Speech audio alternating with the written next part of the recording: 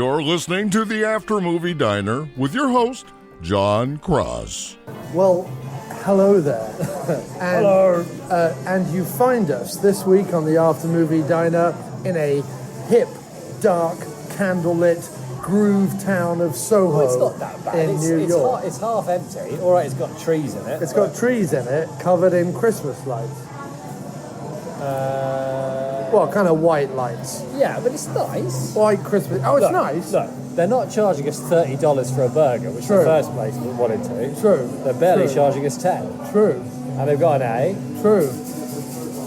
I might just go for the double cheeseburger. All right. I'm definitely going to go for the brat Double first. cheeseburger with bacon. Ooh, that But does yeah, sound you good. find us here in, what is it What's it called? called? Groove Town Central? No, we're always in Groovetown Central, mate. Soho Park. Oh, that's good. You find us in Soho Park, which is, hi, how are you doing? Good, how are you? Excellent, thank you. What can I get for you guys? Can I get the bratwurst sandwich? Sure, would you like anything to drink? Yeah, a cup of black tea. Thank you. I would like a classic park cheese, please. Can I get that without the pickles and without the tomatoes? And I'll have that with bacon and with fries, please. You replace the vegetables Yeah, I'm replacing the vegetables with unhealthy stuff. with bacon, which I think is a fair exchange. What do we got? Fountain Delights, old school. I will go for your vanilla cola, please. Okay, great. What's the brand you have? We use Pepsi and then like a vanilla syrup. Okay. Is that okay? Yeah, that's fine. And the orange soda? For the orange soda, we use soda water, a clementine Right. syrup, Yeah. and Oh, so you make it in-house. All right, yeah, no, Yeah. vanilla cola sounds great. Let's do that. Boom. Lovely. okay, great. I'll be right back with your drinks. Thanks so much. No problem. Just one. See, that's nice. They make their own stuff, and it's not pricey. That's awesome. Given that nowhere around here is apparently open, All right. restaurants are too good to be open for people that need to eat. Yeah, we literally went into another place that had literally 8 a.m. to late, right? So we're like, late. That's at least 11, at least. Yeah. Late in this city, The city that never sleeps. the city that never sleeps. Late should be tomorrow. Right. Late should be never closes. Late should be when the So we sun went comes in out. at 9:10, a perfectly reasonable time to be having dinner, one feels, especially Yeah. post This is hardly movie. outrageous, yeah. And they were like, actually, we're closed. We were like, well, sod you then. We're going to go off to... Fuck off, we don't have the likes of you in here. We're going to go off to Soho, Late eaters, we don't want you. Soho Park, and we're going to groove the Your night money's away. no good here. We're going to groove the night away in this hip little bistroette. Well, I like it. It's nice. It's And got- I like it's that there's a got- bratwurst sandwich for a tenner and a cup of tea. It can't decide whether it's inside or outside. It's got ivy down the walls. But no, in all honesty, I do quite like it. We are, however, having a candlelit dinner. We are. Having just been to the Roxy Theatre. Yeah, which is very cool, and I hope we get together again. Yeah. What, and have another date, a second date? Yeah, second date at the Roxy Second date Theatre. at the Roxy Theatre.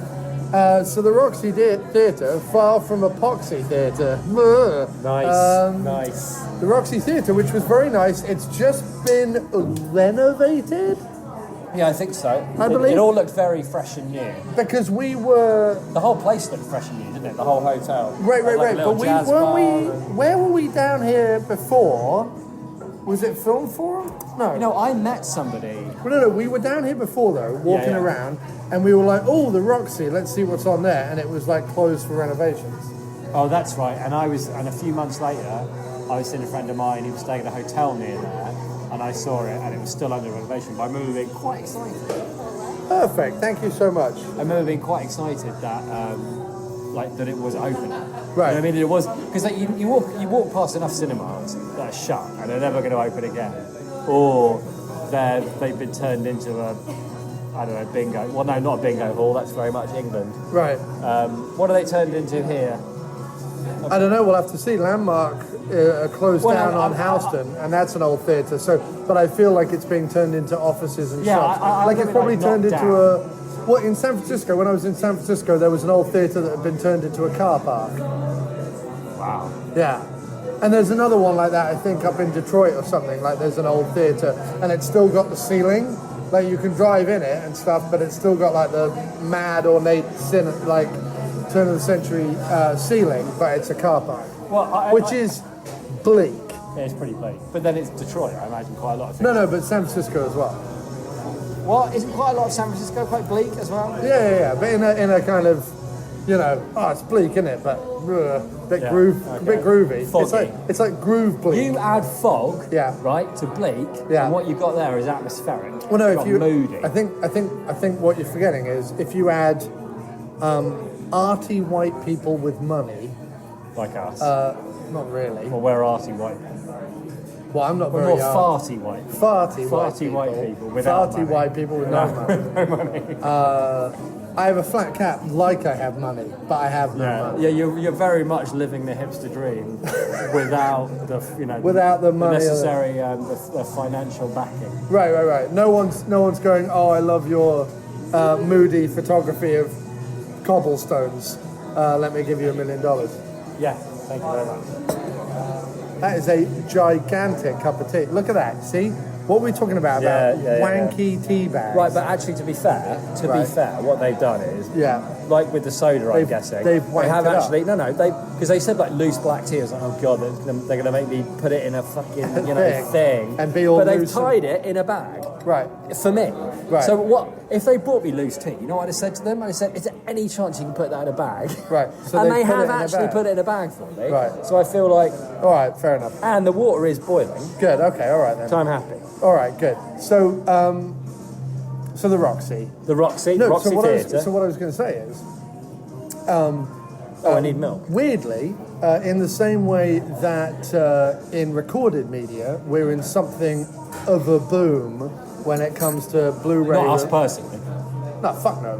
Yeah. I'm not in a boom, mate. I haven't been in a boom. This is because what we're doing now. I'm waiting for the boom. What we're doing I'm now waiting is, for the is boom. recorded media. What we're doing now is media, and it is being recorded. No, I meant more like Blu-rays and DVDs. No, I'm just saying that we are doing recorded media, and we are very much waiting for the boom to happen. Right. We're waiting No. for our boom. The podcast boom has been, gone, been, and going again.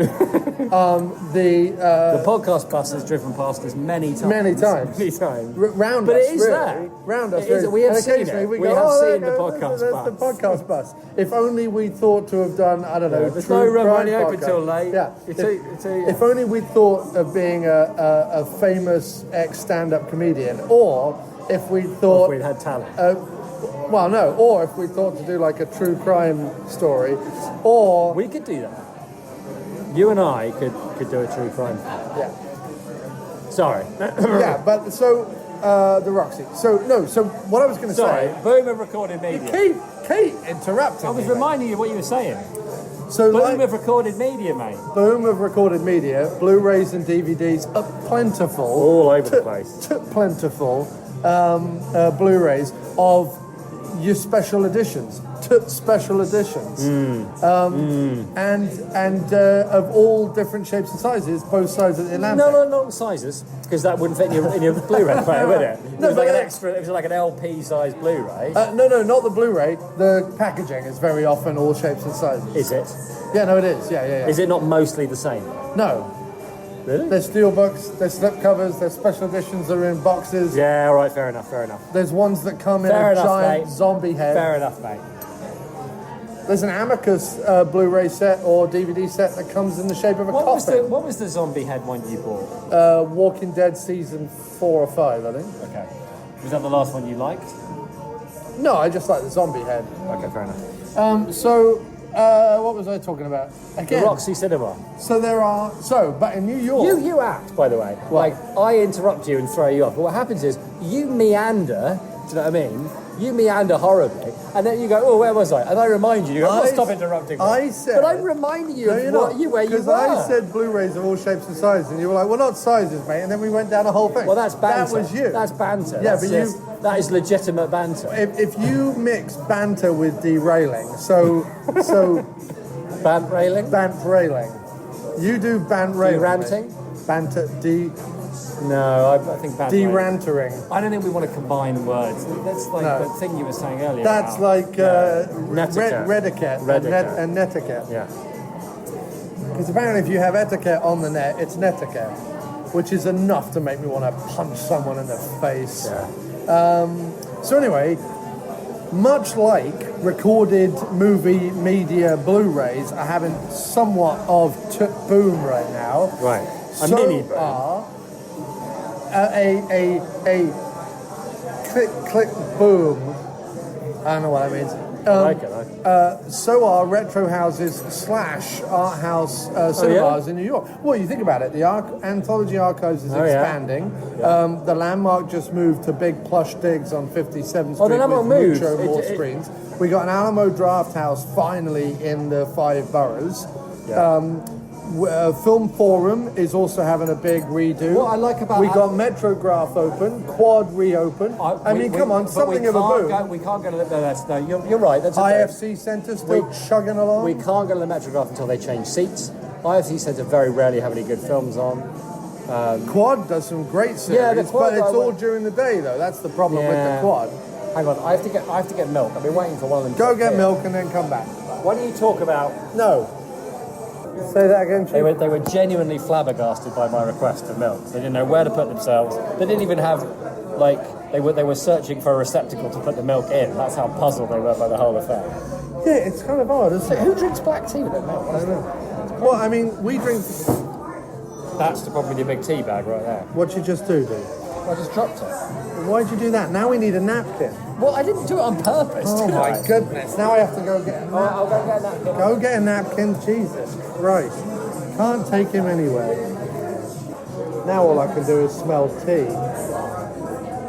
This will be riveting podcasting, mate. This Well, right I'm here. sorry, it's just like the tea bag is the size of a zeppelin. Right, but and this if it's in a this is my delicate problem. transfer. No, I agree with you. This is my problem with the attempts to be different. Just give me a mug and a I know. fucking Tetley's. I know. Just give me a mug and a Tetley's. Oh, I know. None of this wank needs to happen. No. All this without wank. a saucer now. Sorry. You can mop up the saucer. No, I mean, because I've got to put the bag in something, haven't I? All right, we're all Anyway. right. We're all set.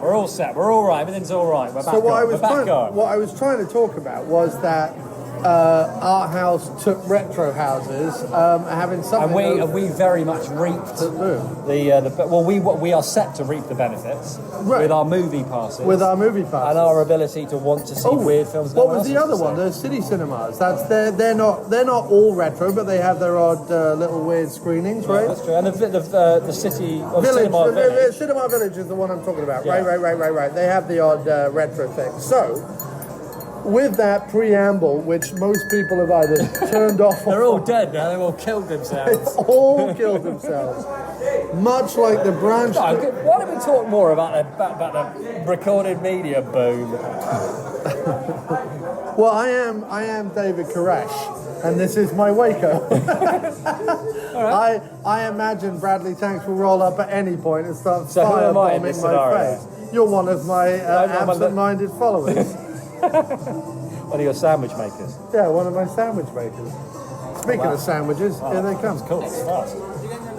I got the cheese with So bacon. that's the bratwurst? Yeah, cool.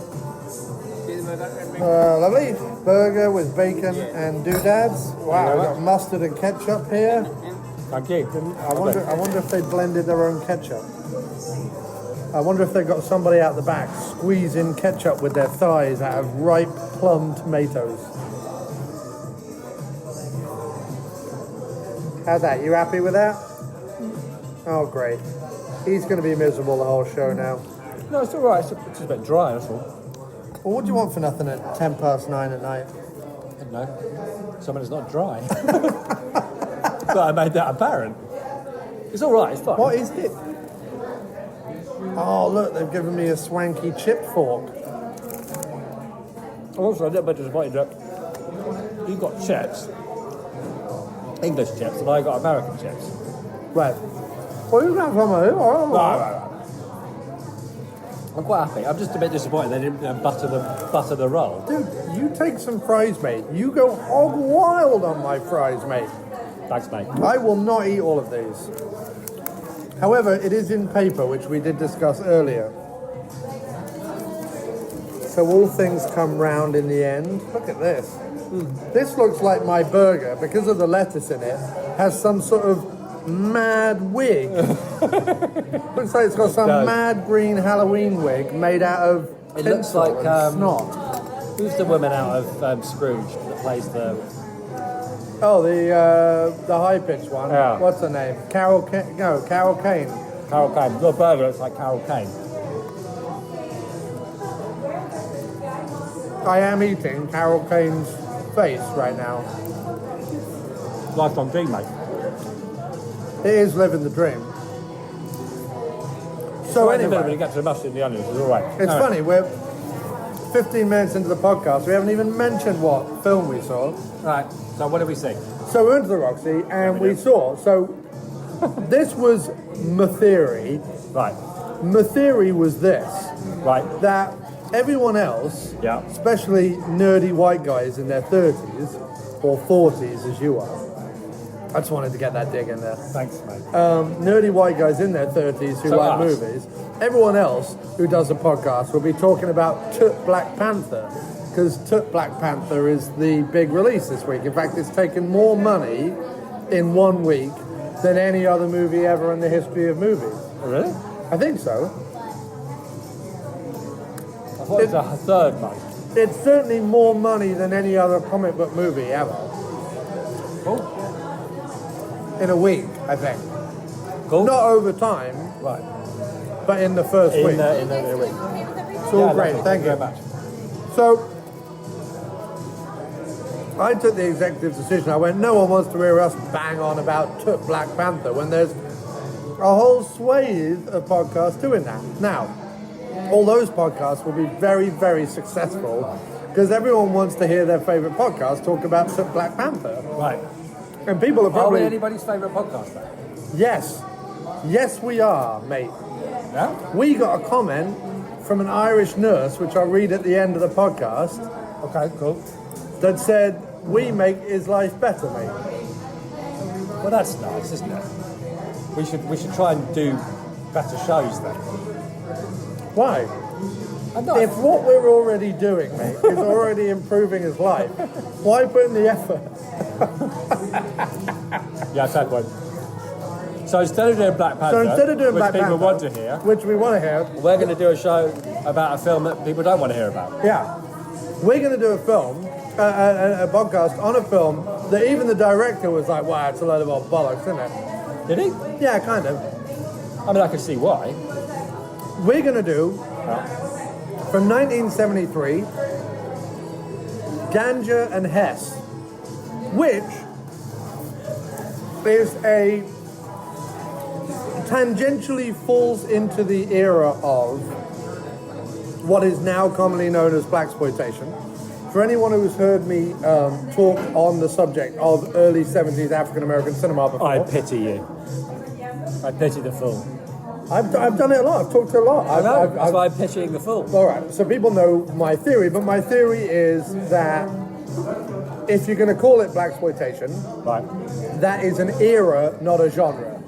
And the reason why I say that is because there are multiple genres. There was African American westerns, there were gangster films, there were detective films, there were action films, there was comedies, there were biopics, all sorts of different films. And famously, the era starts with Sweet Sweetback's Badass Song, which was a rough and ready around the edges, fairly arty kind of gangland thriller action thing that kind of very heavily comments on what was going on in the African American community at the time. And I read one review of Ganja and Hess, the movie we're talking about, that if like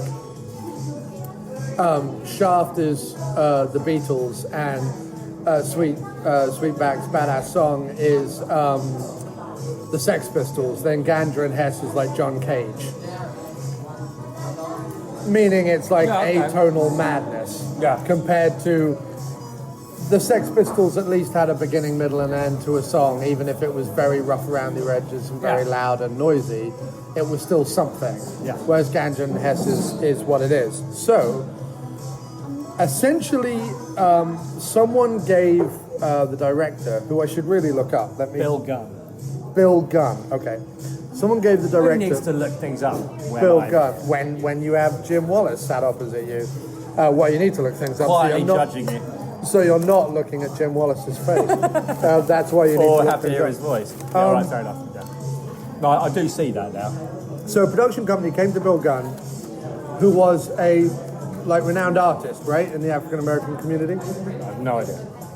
and maybe even a photographer and or sometime filmmaker. No idea. But I think so. All the bratwurst is in this half of the sandwich. I'm not complaining. Well, I'm complaining a bit. Right. But anyway, so Bill Gunn is given money, quite a bit of money actually, by a production house, and they say, go off and make us a black vampire movie, much in the vein of Blackula, which had been a success. And what he did was, he said, blow that for a game of soldiers. I'm going to take your money, and appears to go off to a semi-stately home in the countryside, get stoned with his mates, and make a somewhat incoherent vampire film in which it's not even a metaphor that it's about addiction. It clearly states it at the beginning of the movie that this is a metaphor for addiction. Yeah. So the coherent bits of the movie play out much like one would expect a drug movie to play out. The bits you can follow. So you have I get hooked because I have a weird mate who comes to my house and kind of gets me hooked on the drug. You have how do I get hold of the drug? How do I live with the drug? How do I deal with the drug? And then you have, now I'm alone with my drug. How do I then find my companion who I will share the drug with? And even though that is incredibly destructive, it will also keep her with me and we will be tied to the drug together, kind of thing. Right. But all with the vampire metaphor. So we see the film stars Duane Jones of Night of the Living Dead. It's his only other lead role, although he only says about 4 things throughout the whole movie. What did he do between Night of the Living Dead and this thing? Because Living Dead is 68, right? That's 5 years. Well, I have to say, I don't know a lot about him in terms of what his life was. I don't think he was just an actor. I think he had a life in Pittsburgh doing stuff, but I don't know what. And he's a bit part in other things. It's just in this and Night are the 2 leading roles.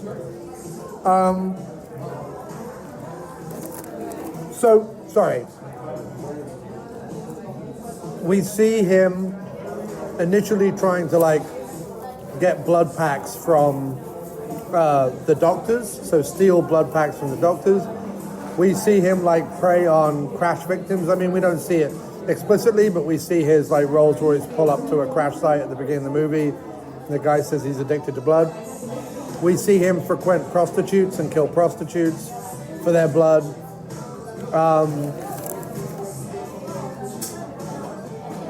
And the weird mate that is meant to be his, because he's a doctor, a geologist, and a historian. The main guy, Hess, Duane Jones. I didn't get that, but okay. Yeah, he is. So at the beginning, we see him meeting this guy who is going to be his assistant. This guy actually turns out to be, played by the director, Bill Gunn, turns out to be something of a neurotic, suicidal nut job, who, far from assisting him in anything, sits around, drinks his wine, eats his food, and babbles nonsense. Almost kills himself up in a tree. Hess talks him out of it. He then stabs Hess with an ancient African dagger that is from a land that is referenced at the beginning of the movie and briefly at the end of the movie, but it's a made-up country. It doesn't exist, but it's like an ancient But isn't African that when he tribe. becomes a vampire, though, at that point? Uh-huh. Yeah. So the crash bit before... I think that's a flashback. Or Oh, something. okay, all right, yeah. I mean, again, it's Or flash forward. not consistent. because a lot of it is dream sequence. A lot of it seems to be these echoes of this African tribe that Right. have imbued him with this everlasting life. There's clearly some books written on it because he finds out the way to redemption or salvation through the book. Right. It kind of explains it.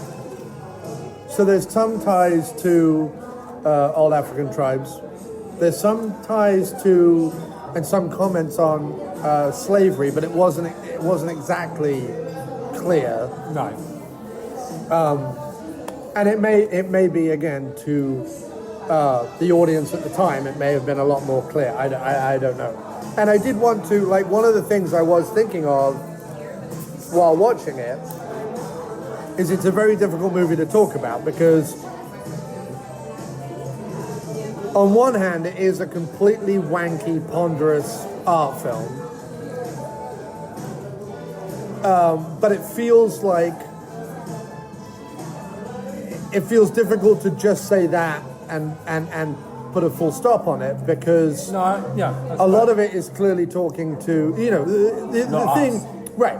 The thing when reviewing any blaxploitation or early African American cinema is that it's not made for us. It's not, and it certainly wasn't written by us or our community or anything like that. So it's definitely, I think it definitely opens the door to it, and I think it definitely allows us to try and understand and try and empathize and try and be immersed in the culture somewhat. But at no point do I ever think that it was, made for me, intended for me, or anyone gave a shit what I think, right? 110%. And also, I think it's unfair to dismiss it completely out of hand as a wanky art film because there's as much going on in it as... No, I agree. I didn't think it was as an earlier, better Jim Jarmusch movie. There is as much going on in it as there is in George A. Romero's Martin, which is another... comes out 5 years after this, but is another very art house take on the vampire mythos.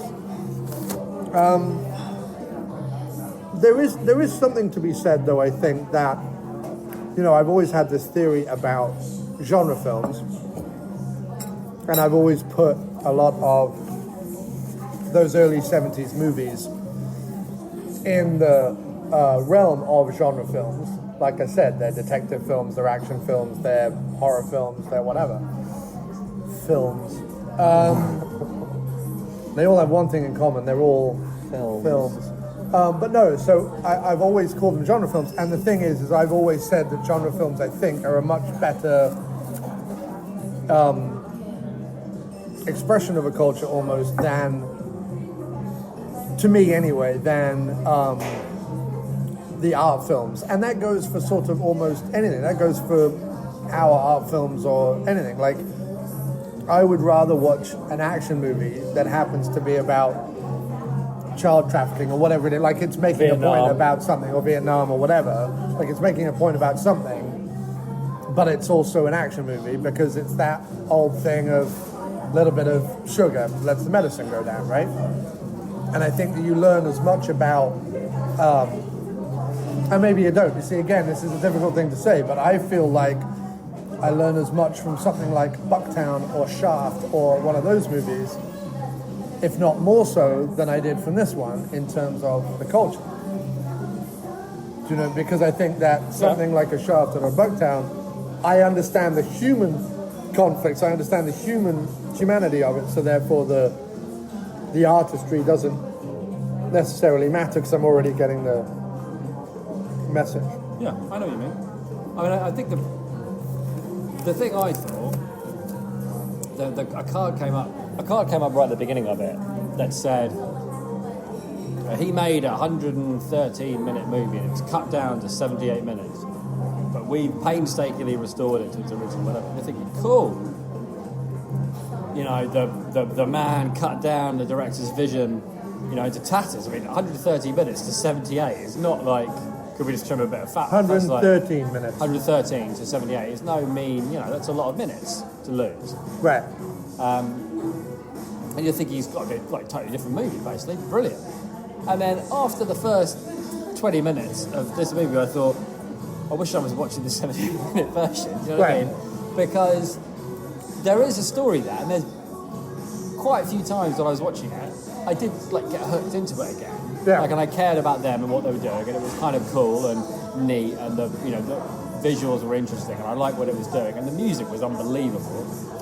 And but then like it would just scenes would drag on, or shots would drag on, or they'd have pointless conversations. No, they didn't even have conversations. Like people would just talk for 5 minutes and then they would cut to something else. But I would like, because whatever reputation it has, right? This was painstakingly reproduced by strokey beard people in a film museum, presumably relatively recently. But that means anybody who's ever seen this film up to that point has only ever seen the 78-minute version. No, there was a 110 version. There was a director's cut put out about 10, 15 years ago as well. Right, fine, but whatever its initial reputation is. Its initial run. But it wasn't... weirdly, the audience at Cannes saw the full version and gave it a standing ovation. Oh, wow, okay. So but the audiences on 42nd Street that saw the 80-minute version... Yeah, we're doing great, thank you. Saw the 80-minute version, were not... They were they were not impressed because, all right, fair enough. Well, but this is the theory, right? So if you go into the movie expecting Blackula or even Scream, Blackula, Scream or whatever, you go in expecting the kind of genre films they were showing on 42nd Street, and you get this movie, even the 80-minute version of it, you're going to be disappointed. But if you went in going, I'm going to see this mad art house exploration of my culture, my religion, addiction, etc., then you might not like it, but you might at least be like, well, I got what I went in expecting.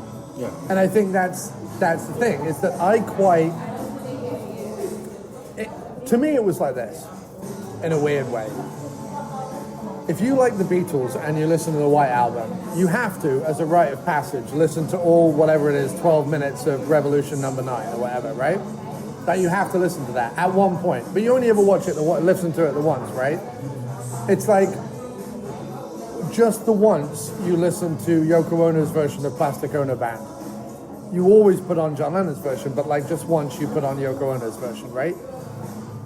Because you feel at some point that when you're a teenager, you understand that there is this,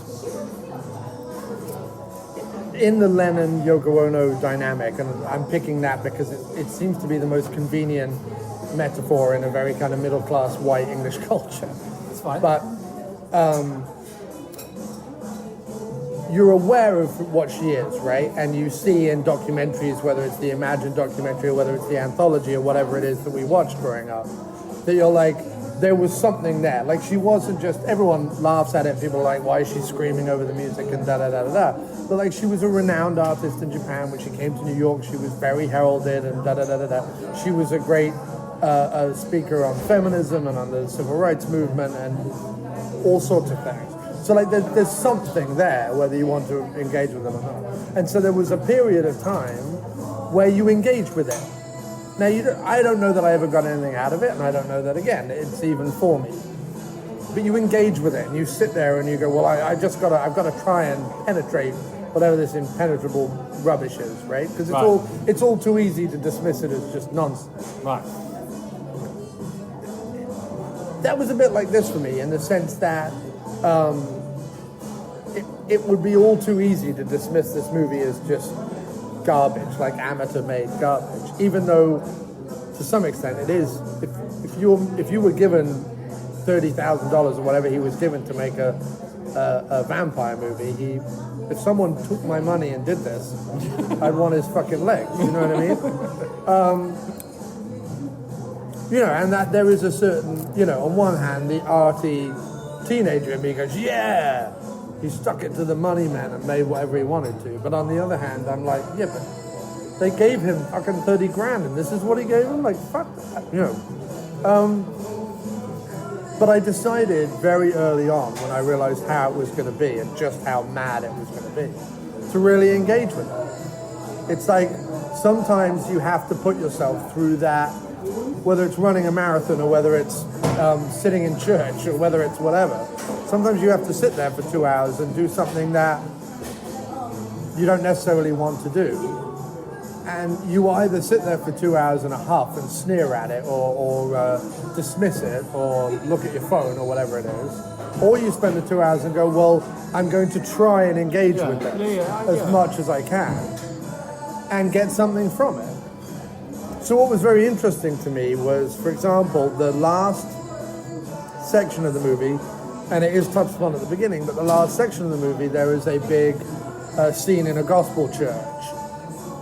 And there was a lot of, religion going on and like talking about praising the Lord and the Lord's going to save you and da-da-da-da-da, because essentially he goes in to kind of get absolution or redemption or whatever it is before he goes and kills himself, because the only way to kill himself is to hug a cross or run through a field or whatever it is. So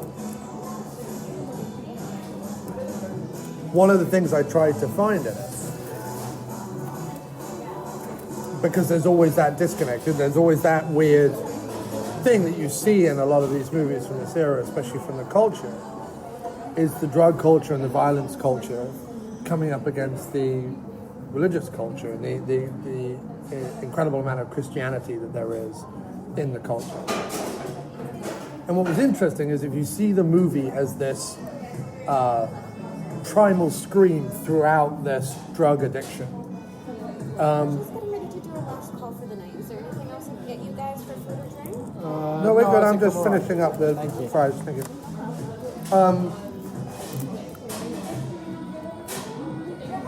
That the idea that religion or something as enticing as that Baptist gospel religion that's full of like noise and rhythm and music and life is,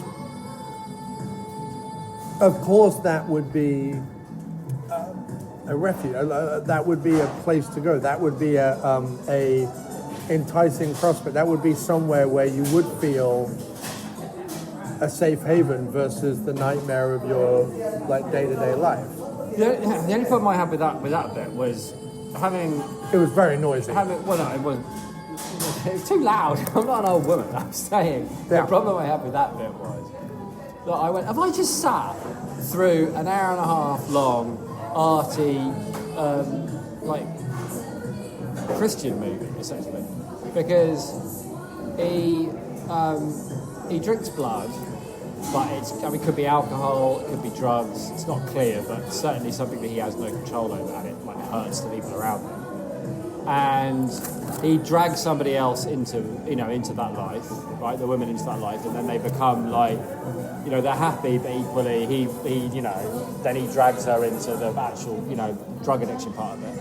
Well, on one hand, she's really drawn to him and excited by him. Right. But anyway. Right. The point is that then all this ends up with them going, the shadow of the cross, is the thing because there was a neat thing in the beginning of the movie that I really liked, which was the idea that vampires have been walking the earth, since the dawn of time or whatever.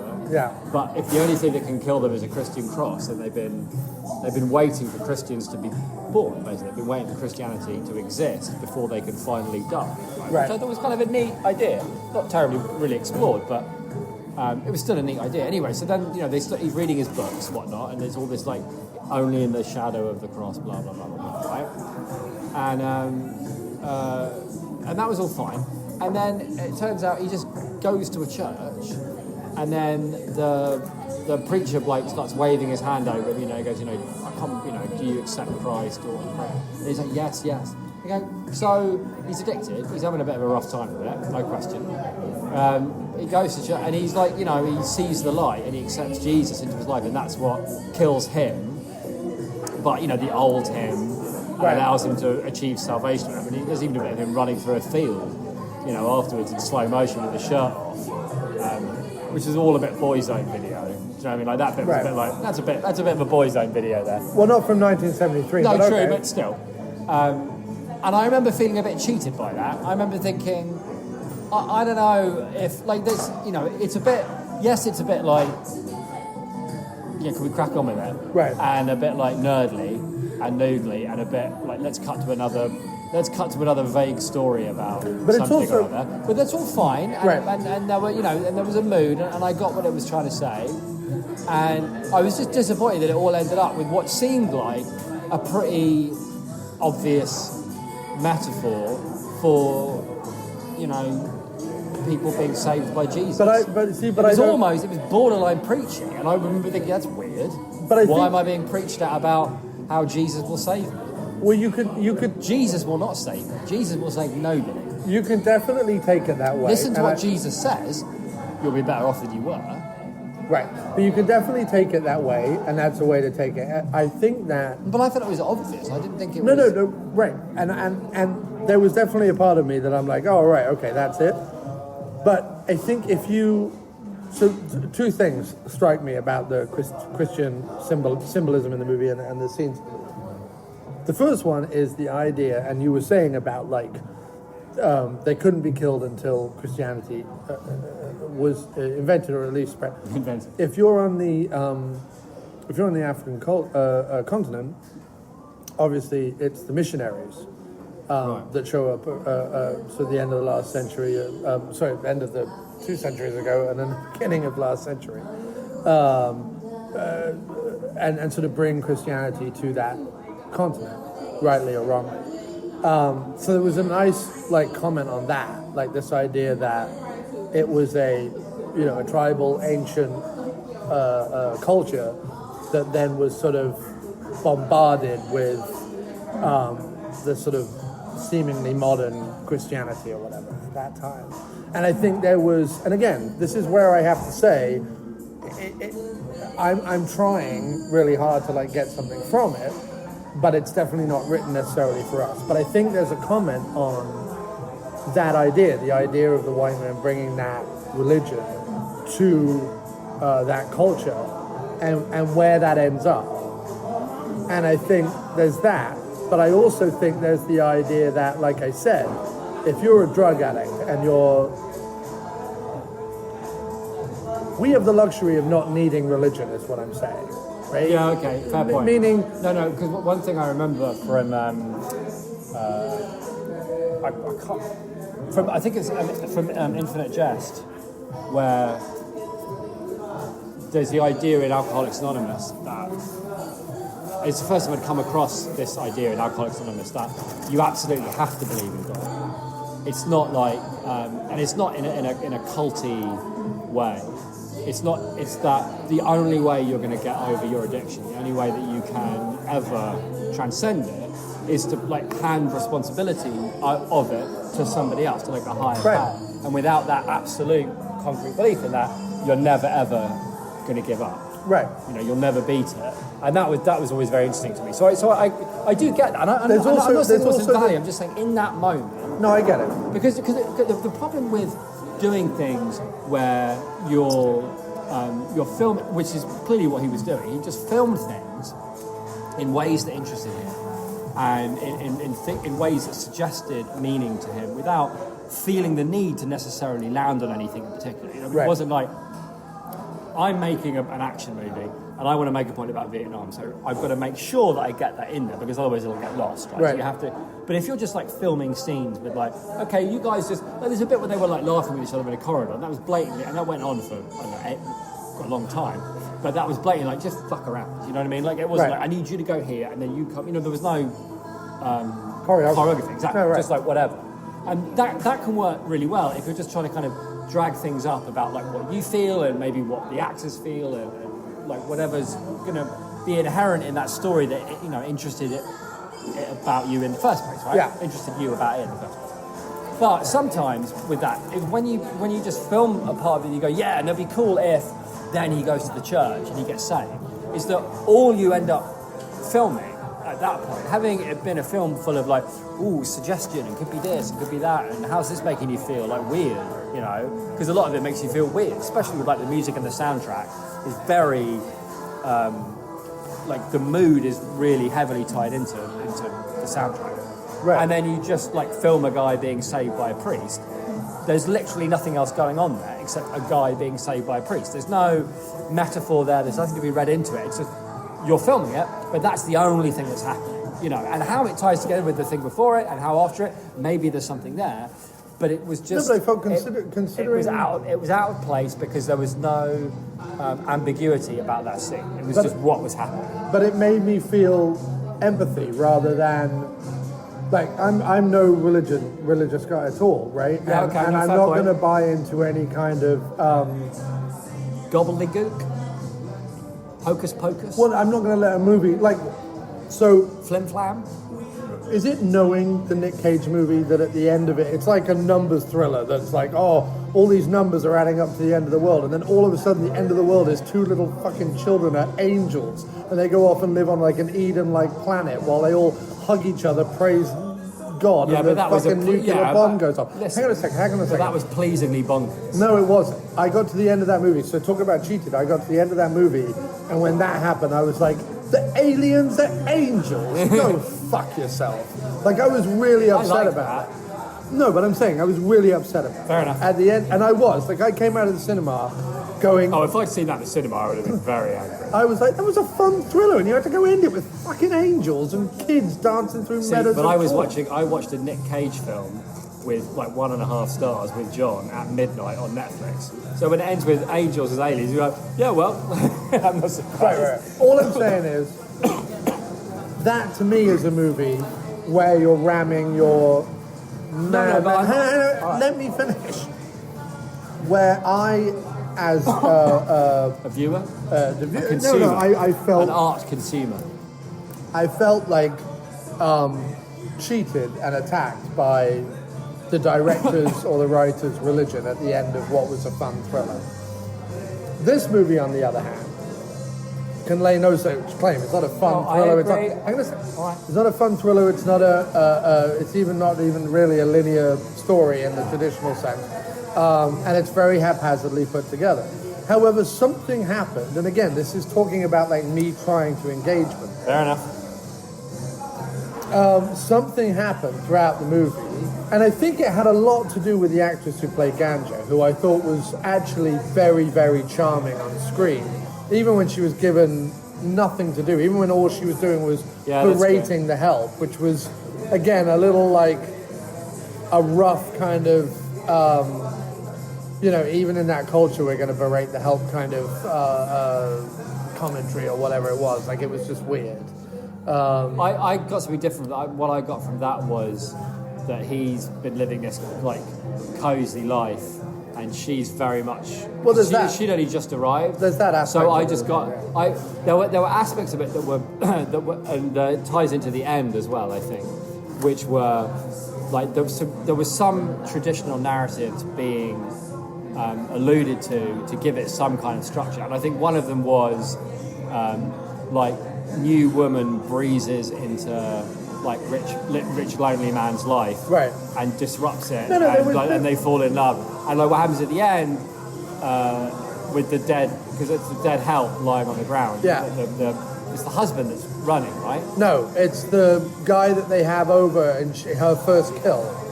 The guy she has sex with, who's his friend from the rec center. Oh, it's him. Okay, all right. He comes back to life. Or maybe he wasn't killed in the first place. That's what I got. I got that she hadn't killed him. Okay. Yeah, because she does say he's out in the field wrapped up in plastic, and she's like, he's still alive, he's still alive.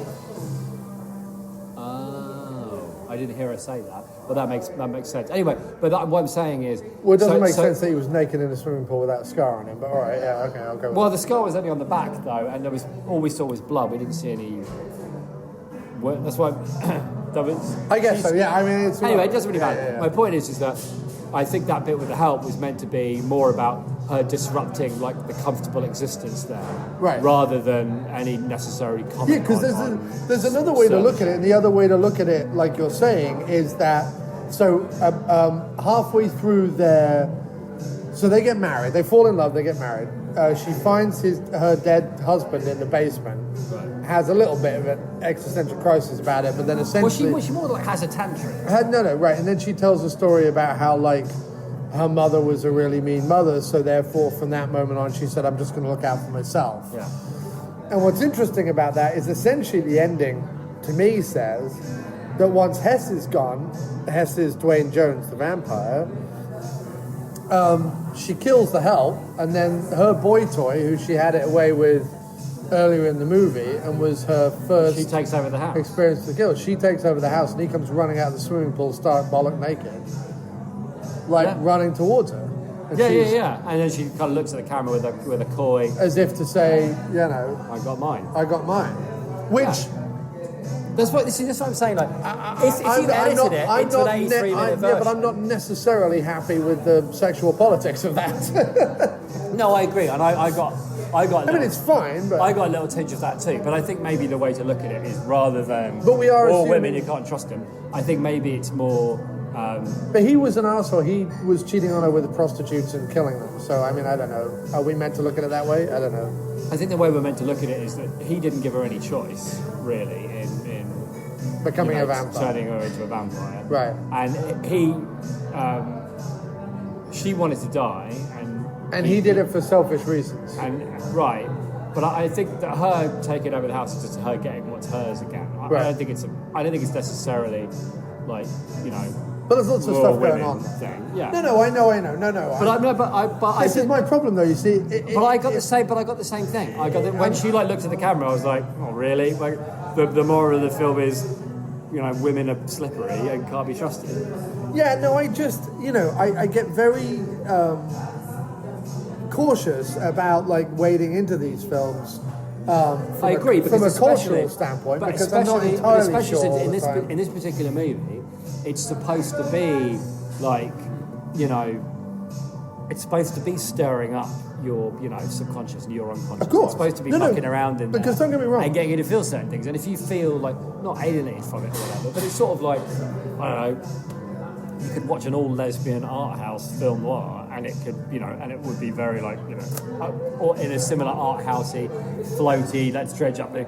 And you can sit there and go, yeah, I see what you're doing here, film noir lesbians, but I can't ever maybe engage with it in the way that you want me to, because one of the things you're attempting to explore here is, you know, being a lesbian. Yeah. Which I am not. Right. And I can go, oh, that's interesting. But also, by the same token, and I have to say this, there is also a part of me that goes, it's a movie that has human beings in it. We're all human beings. That's true, in it. but it's not, is it? It's not like...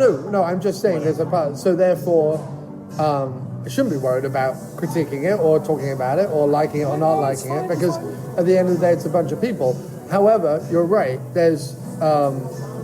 in this particular case, it is supposed to be more of an artistic examination of, you know, addiction and I don't know, love. Well, addiction, I suppose. Love is a kind of addiction. Religion is a kind of addiction. So, you know, addiction in the Black American community. Like, they're not making any bones about it. Like, everybody in it. Everybody who speaks in the movie. Except the guy who comes up at the beginning. Oh, at the beginning. And which I don't introduces really like, understand kickstart. what that was, but he kept coming back in masks in dream sequences and things. I guess he's... But if I had to say... And he's at the wedding as well. I just assumed he was the man. Right. You know what I mean? Like, just like the guy watching over everything. Right. Like, kind of... That feeling that we all have of, like, that there's somebody higher up. Right. And you know, just, like, richer, who's just, like, mucking around with our fates for their own amusement. Right.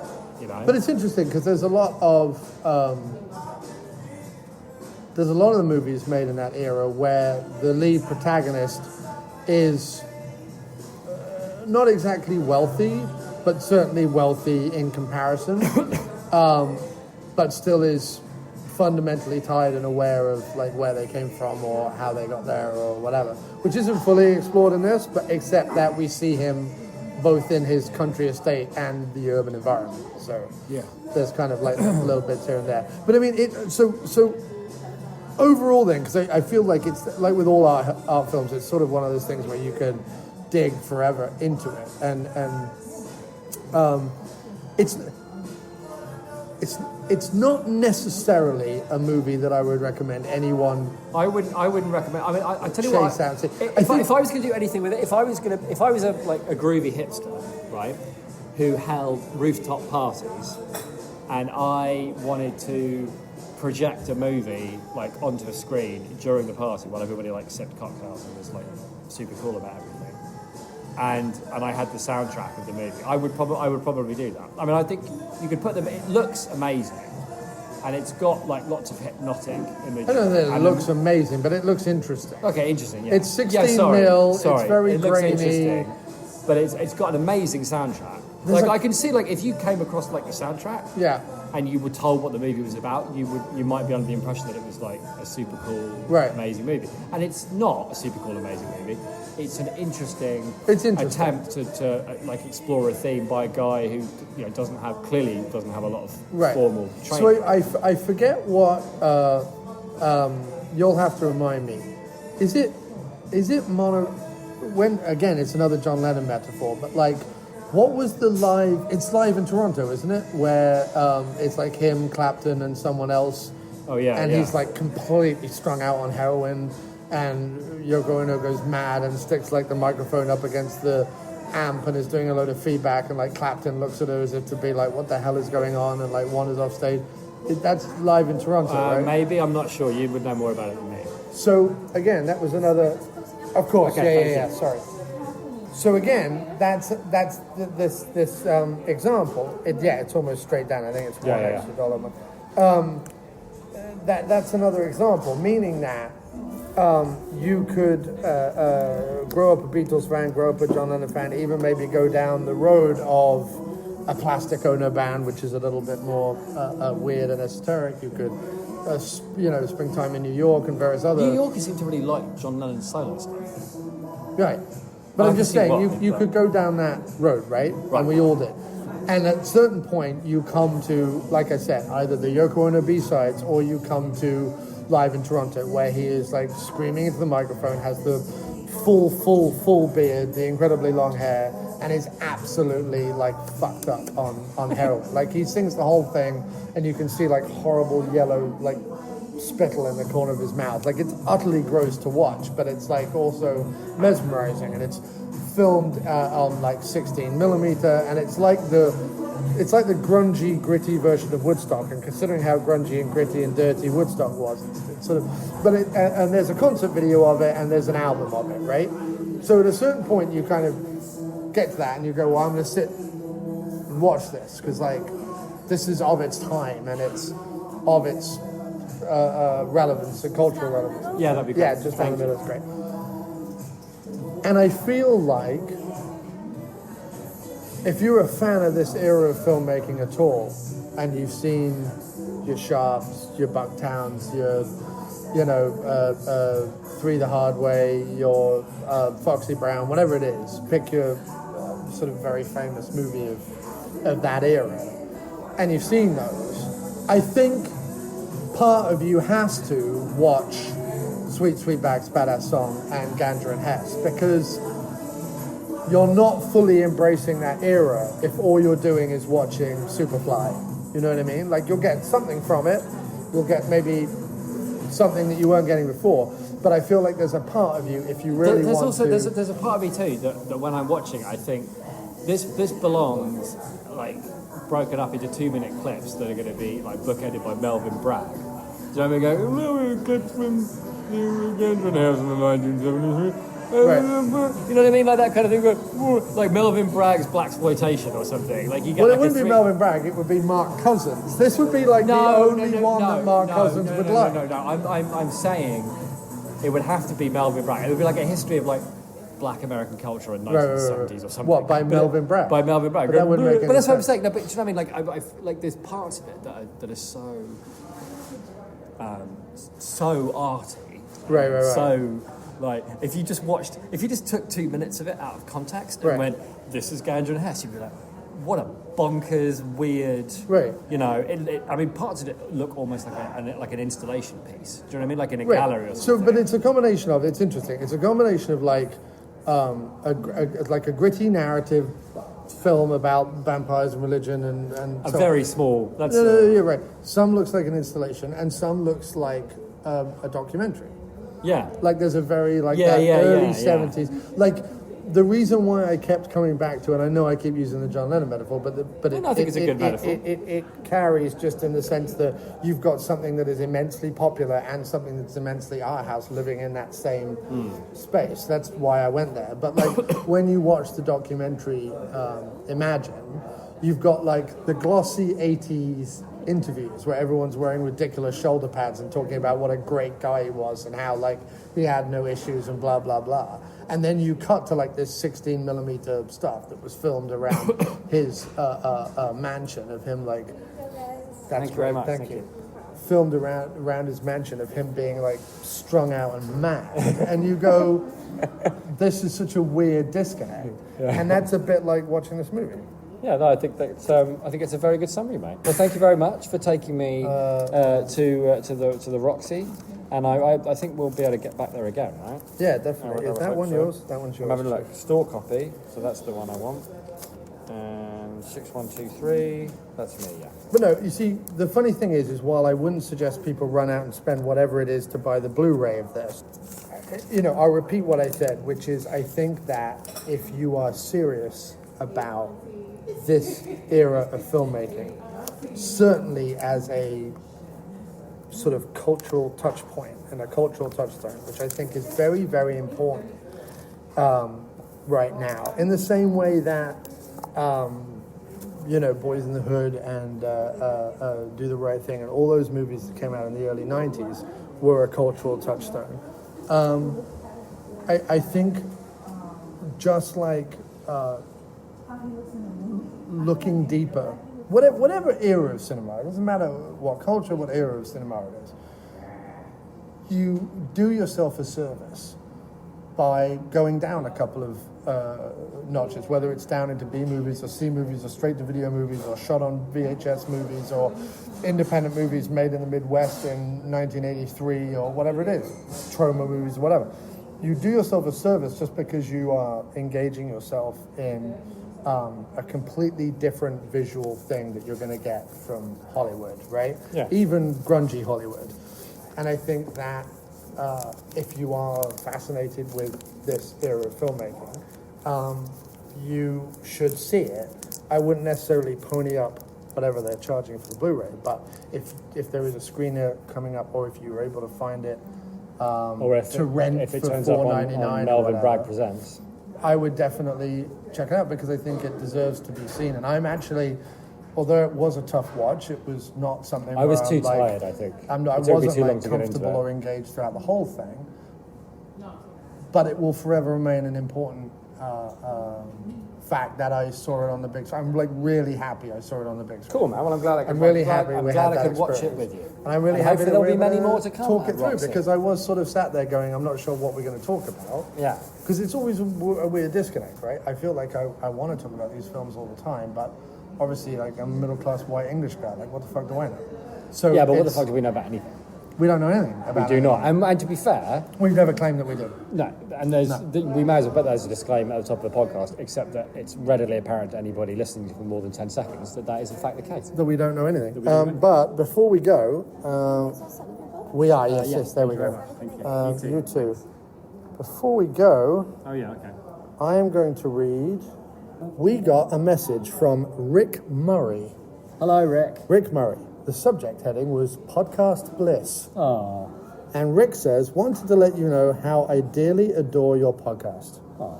Two English men in Brooklyn, making me intrigued, fascinated, and laugh with such familiarity. I couldn't face life's seriousness without you. Appreciation from a nurse in Northern Ireland. Oh, that's great. Well, that's really nice to hear because, we just sit around and talk bollocks.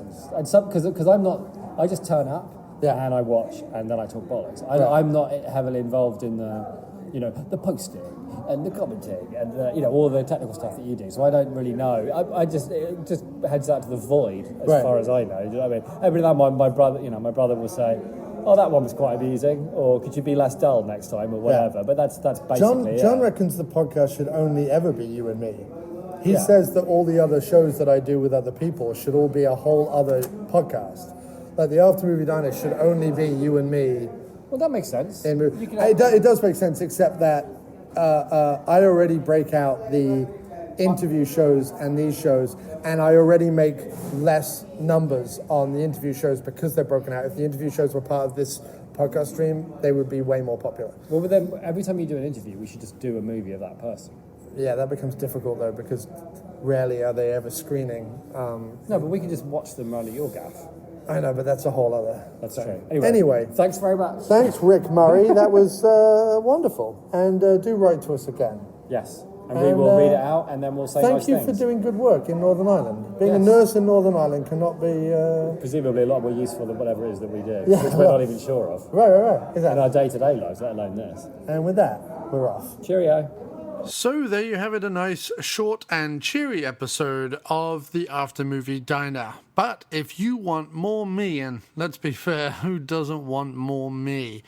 You can catch me this week on the Bloodbaths and Boomsticks podcast, talking about all things Donald Pleasance, and over at the Hold the Mayo podcast, talking about toilets. All will be revealed if you listen to those episodes. Bloodbaths and Boomsticks podcast, all about Donald Pleasance, and Hold the Mayo, we talk about toilets. You're listening to the sweet sounds of the After Movie Diner. Support us at patreon.com/After Movie Diner. Or I'll punch you in the teats. Rate and review us on iTunes, Earthling.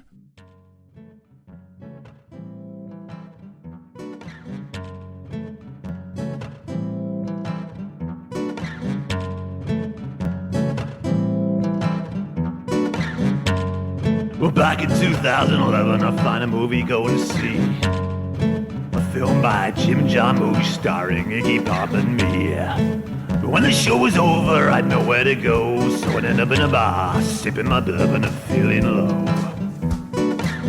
One night, this wild-looking guy called Frank came over and asked me why I looked so sad as I drank. I told him about my post-movie blues, and then I saw the light in his glass eye as he told me to go to the After Movie Diner. I'm surprised you don't know there's no place finer. Come on now, let's go.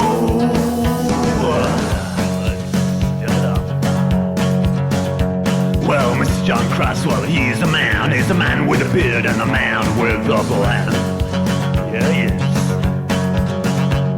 With Jim and John and Madam Mark, tune in to French Cobbler to start. Yes, and reviews, opinions, interviews, comedy and news, Don Doler and his films and George Stover at the After Movie Diner. Now it's 5 years old. There's nowhere vital. That's the place to go. Oh, the After Movie Diner. It's where I go. Oh, that After Movie Diner. It's one hell of a show. I just kill that rattlesnake with a skillet pan and put him in the Jim's new hat.